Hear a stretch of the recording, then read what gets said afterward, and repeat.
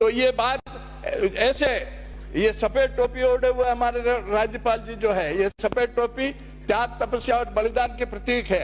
ऐसे सफेद टोपी ओढ़े हुए माननीय राज्यपाल, त्यागी, तपस्वी और बलिदानी राज्यपाल जी से इस तरह की थोती और गलत घोषणाएं करवाई गई है, उसके बारे में जी। आप भी सफेद ड्रेस पहन के आते हैं जी, आप भी सफेद ड्रेस पहन के आते हैं, टोपी तो नहीं लेकिन ड्रेस तो सफेद ही है। मेरे पिताजी सफेद टोपी पहनते थे, इसलिए मुझे सफेद टोपी से बहुत मोहब्बत है। और मुझे खुशी है कि आज राजस्थान के राज्यपाल महोदय सफेद टोपी ओढ़ के इस सदन में उन्होंने भाषण दिया है। माननीय अध्यक्ष महोदय, राज्य में खनन नीति के अभाव में खनन विभाग की तरफ से 2,36,00,000 रुपए की जिनके ऊपर रिकवरी निकली हुई है, वो रिकवरी अभी तक किसी ने वसूल करने की कोशिश नहीं करी। पिछली सरकार में भी किसी ने नहीं करी, इस सरकार में भी किसी ने नहीं करी। और जिनके खिलाफ 2,36,00,000 की रिकवरी है, उनकी एक प्रॉपर्टी नीलाम की गई माइंस डिपार्टमेंट द्वारा। उस प्रॉपर्टी को किसी अनुसूचित जाति के आदमी ने खरीदा, उसकी रजिस्ट्री हो गई उस जमीन की, उसने पूरे पैसे जमा करा दिए, रजिस्ट्री उसके नाम हो गई, लेकिन उसको उस जमीन का कब्जा अभी तक ये सरकार नहीं दिला पाई है। और जिसके ऊपर 2,36,00,000 की रिकवरी है, वो आदमी पुलिस से मिलकर पुलिस की पंचायती वो आदमी कर रहा है, पुलिस थाने में वो बैठा रहता है, और आज भी उस अनुसूचित जनजाति के आदमी को, अनुसूचित जाति के आदमी को वो जमीन अभी तक कब्जे नहीं दी गई है। माननीय, अगर ये ऐसा ही व्यवहार रहा, यही हाल रहा, तो ऐसे अवैध खनन करने वाले। और माननीय अध्यक्ष जी, मुझे दुख है, यशस्वी हमारे मुख्यमंत्री गृह मंत्री भी है, गृह मंत्रालय से माननीय मंत्री महोदय ऐसे ऑर्डर निकलते हैं, जो आदमी पुलिस अधिकारी शराब पीकर थाने में डांस करता हुआ जिसका वीडियो वायरल हुआ है, उस आदमी का सिंगल जीओ ऑर्डर इश्यू होता है गृह मंत्रालय से। गृह मंत्री मेरे माननीय मुख्यमंत्री, यशस्वी मुख्यमंत्री है, गृह मंत्रालय उनके पास है, और उनके मंत्रालय से ऐसे पुलिस अधिकारी का थाने में अपॉइंटमेंट होता है, जो आदमी थाने में डांस करता हुआ, शराब पीकर डांस करता हुआ, उसका वीडियो वायरल हुआ है, उस आदमी का सिंगल जीओ ऑर्डर इश्यू होता है। और वो तो मैं धन्यवाद देता हूं उस पाली के एसपी को, जिसने उस जीओ ऑर्डर को नहीं माना और उसको कहीं दूसरी जगह लगाया। तो ये हालत है अपने गृह मंत्रालय की। तो जो मंत्रालय, गृह मंत्री मुख्यमंत्री है, मैं नहीं कहता मुख्यमंत्री जी का इसमें कुछ लेना देना है, लेकिन इस तरह के ऑर्डर से सरकार की छवि धूमिल होती है। माननीय अध्यक्ष महोदय, इससे ज्यादा क्या मैं आपको बात करूं, जो अधिकारी असामाजिक व्यक्तियों की सेटिंग से जयपुर से इस तरह के जियो ऑर्डर निकलता है, उन जियो ऑर्डर्स की कंप्लायंस जो आदमी नहीं करता है उसको तकलीफ देखनी पड़ती है, जो पुलिस अधिकारी नहीं करता है उसको तकलीफ देखनी पड़ती है। माननीय अध्यक्ष जी, राज्यपाल जी ने, महामहिम राज्यपाल जी ने जन जीवन मिशन के बारे में बात करी। जल जीवन मिशन बहुत शानदार योजना है, उससे घर घर में नल से लोगों को पानी पीने को मिलेगा। लेकिन मेरे राविट समिति में, मेरे इलाके में आज भी 10-10 दिन तक पानी नहीं आता है। माननीय अध्यक्ष महोदय, 10-10 दिन तक पीने का पानी नहीं आता है, और इस सर्दी के मौसम में भी 1,000 रुपए से कम में कोई टैंकर उस गांव में खाली नहीं होता है।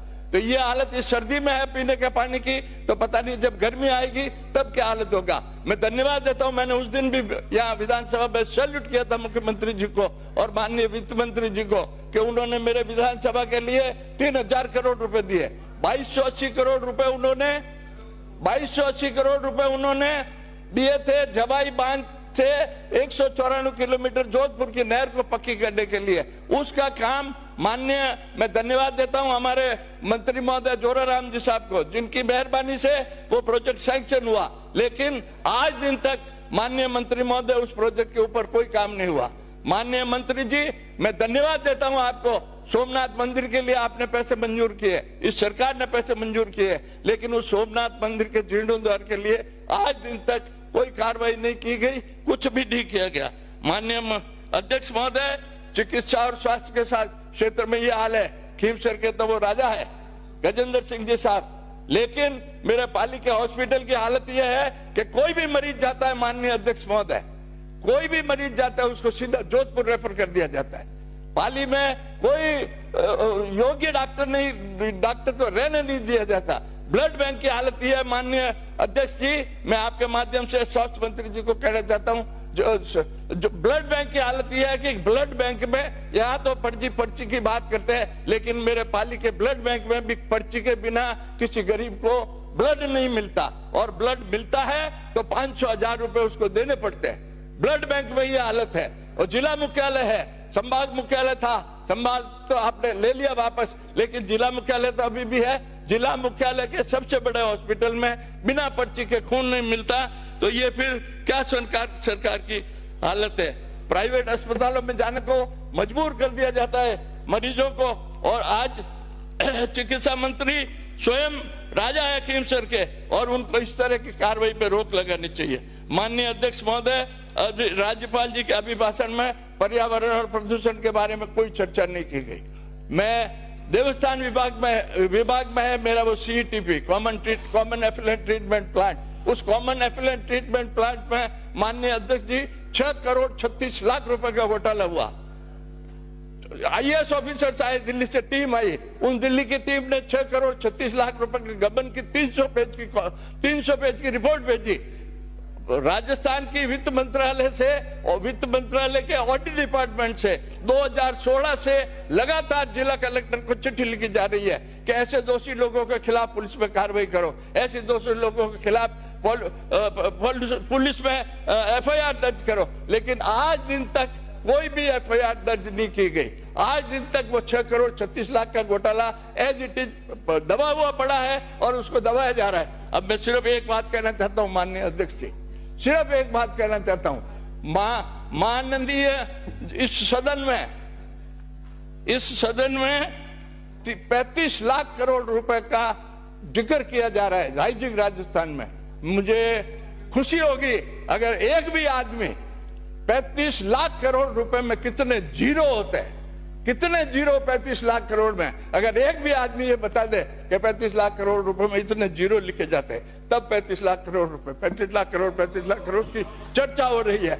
मुझे खुशी होगी जिस दिन 35 लाख करोड़ रुपए राजस्थान में इन बाहरी उद्यमियों द्वारा, बाहरी जो उद्योगपति है उन लोगों द्वारा राजस्थान में इन्वेस्टमेंट कर दिया जाएगा। मैं खुद इंडस्ट्रियलिस्ट हूँ, मैं खुद इंजीनियर हूँ। 35 लाख करोड़ रुपए इन्वेस्टमेंट हो जाएगा, उस दिन मुझे खुशी होगी। उस दिन मैं भी मुख्यमंत्री को मुख्यमंत्री करूंगा।